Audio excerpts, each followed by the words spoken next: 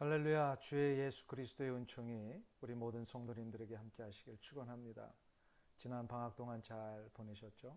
이제 2022년도 봄학기를 맞이해서 말씀의 삶을 다시 한번 시작합니다. 오늘부터 시작해서 12주 동안 이 말씀의 삶을 함께 나누실 때에 주께서 주시는 귀한 말씀의 생명의 역사가 우리 말씀의 삶에 참여하시는 모든 분들께 함께 하시길 간절히 주의 이름으로 축원합니다. 함께 기도하고 오늘 첫 시간 하나님 앞에 드리며 나가겠습니다.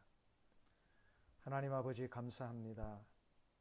지난 한 학기도 무사히 마치고 방학을 보낸 후에 이제 2022년도 봄학기를 맞이했습니다.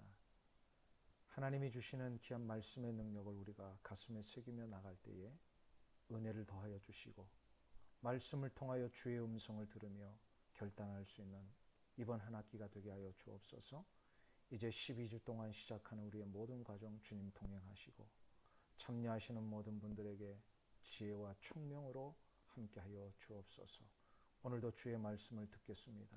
성령님 인도하시고 우리의 마음의 눈을 열어 주의 거룩하신 뜻을 품을 수 있는 귀한 시간 되게 하여 주옵소서. 예수님의 이름으로 기도하옵나이다. 아멘.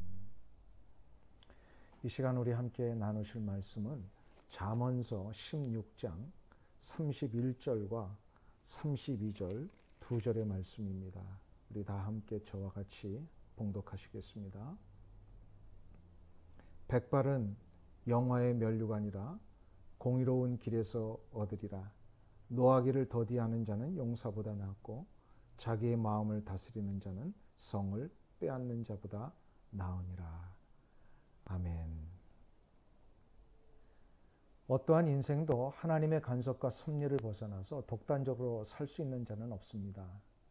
하나님은 만물의 창조자이시며 천지의 주제이십니다. 하나님의 완전하신 운행과 섭리 앞에 우리의 모든 인생이 진행되고 있습니다. 그렇다면 우리가 우리의 인생의 경영을 이루어 갈 때도 전능하신 하나님의 역사하심을 믿고 가야 합니다. 이를 위해 우리는 다음의 세 가지 결단이 필요합니다.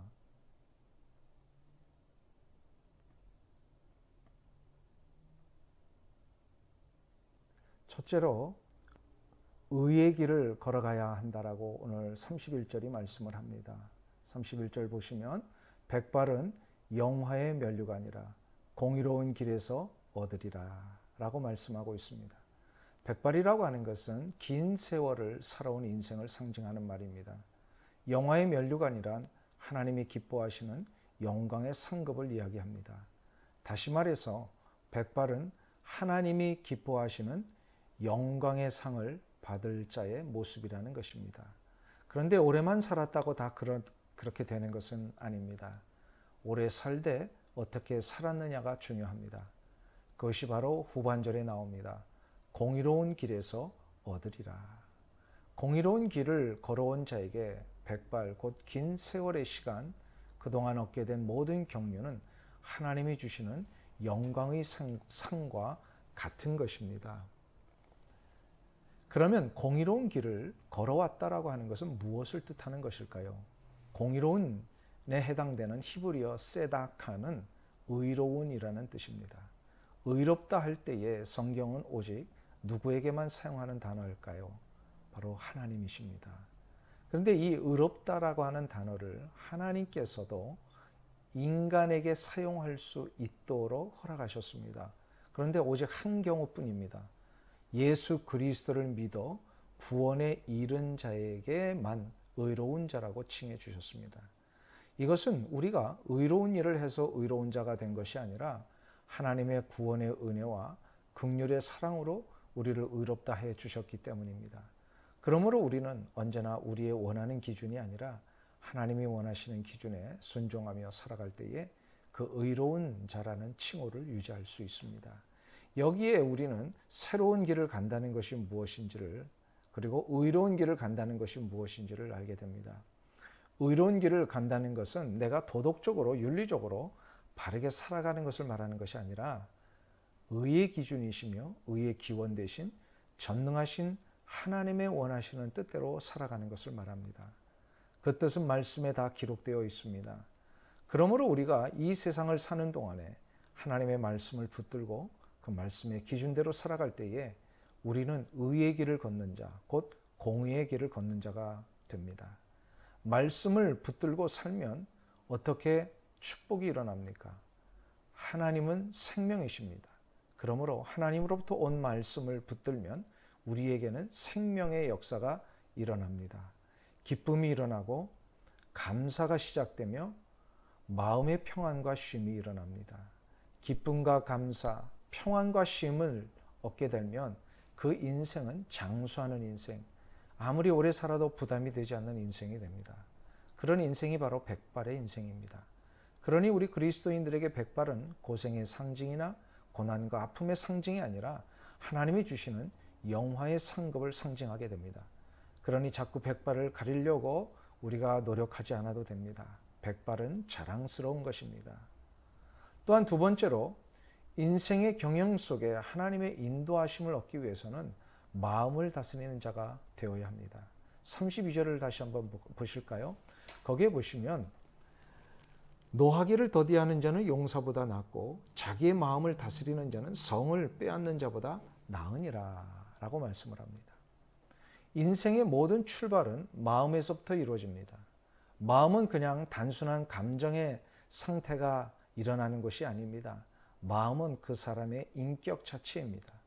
그래서 마음을 다스리는 것이 바로 그 사람을 다스리는 것입니다.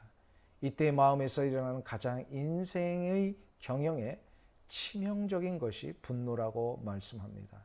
분노를 다스리지 못하면 그 사람은 언제나 무너지게 되어 있습니다. 관계는 깨어지고 신뢰를 잃어버리며 상대에게 상처를 줍니다. 그뿐이 아닙니다. 분노 때문에 자신의 삶의 여건들을 무너뜨리는 경우도 많습니다.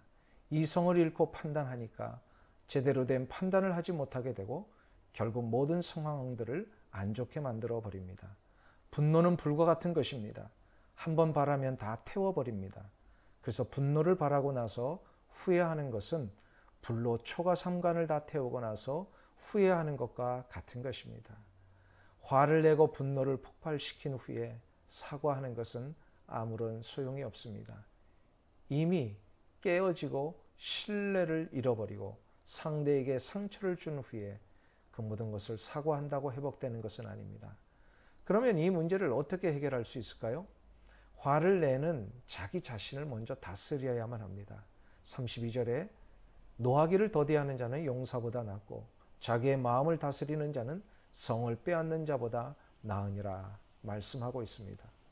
동양의 도덕가인 공자는 논어에서 이런 말을 했습니다. 극기 복례 위인이다. 사람이 자기 자신을 이기고 예의를 회복함이 인이다 라는 뜻입니다.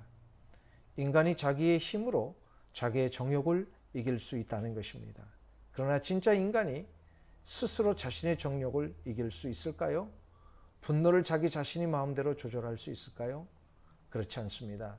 야고보 사도는 혀는 곧 불이요 불의의 세계라 하면서 혀를 다스릴 수 있는 자는 없다고, 만일에 혀를 다스릴 수 있다면 그는 완전한 자라고 말씀합니다.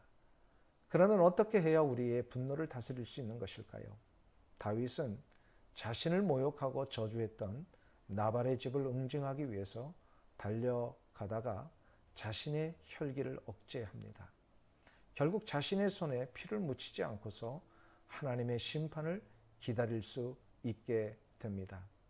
모든 심판은 하나님의 권한 속에 있는 것입니다. 결국 다윗은 하나님의 권한 속에 있는 심판을 자칫 자기가 해버림으로 죄를 지을 수 있는 이 상황에서 다행히 빠지지 않게 되었습니다. 이 때문에 결국 하나님은 다윗을 끝까지 책임지시고 위대한 이스라엘의 왕권을 경고케 하셨습니다. 어떻게 다윗은 자신의 분노를 억제할 수 있었던 것일까요? 그것은 아비가일 때문입니다. 어리석은 나발을 대신해서 그의 아내 아비가일이 다윗 앞에 사죄하고 대신 용서를 구하며 극진히 다윗을 대접합니다. 이 아비가일은 바로 하나님이 보내신 도구였습니다. 이것은 무엇을 의미하는 것일까요? 인간의 마음속에 일어나는 모든 분노는 하나님이 도우셔야만 된다는 것입니다. 다윗 시대에는 하나님께서 직접 여러 방법으로 도우셨지만 신약의 시대에는 언제나 한 가지 방법으로 도우십니다. 바로 하나님의 영, 곧 성령의 도우심입니다. 사도 바울은 갈라디아 교회 성도들에게 이렇게 권면하였습니다. 내가 이르노니 너희는 성령을 따라 행하라. 그리하면 육체의 욕심을 이루지 아니하리라. 그러면서 육체의 일이 무엇인지를 설명합니다.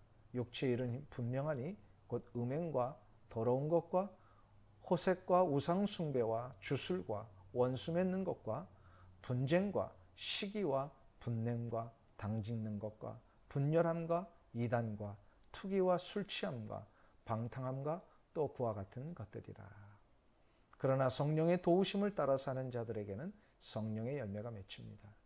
오직 성령의 열매는 사랑과 희락과 화평과 오래 참음과 자비와 양성과 충성과 온유와 절제니. 육체의 일 가운데 분노가 있습니다. 그러나 성령의 열매 가운데는 오래 참음과 온유함이 있습니다. 결국 분노의 문제는 성령의 도우심을 받아야만 된다는 겁니다. 성령님은 우리에게 내주하시는 분이십니다.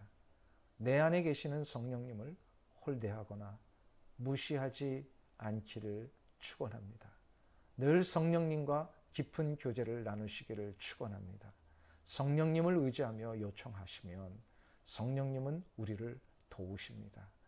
이것이 바로 인생의 경영을 승리할 수 있는 비결입니다.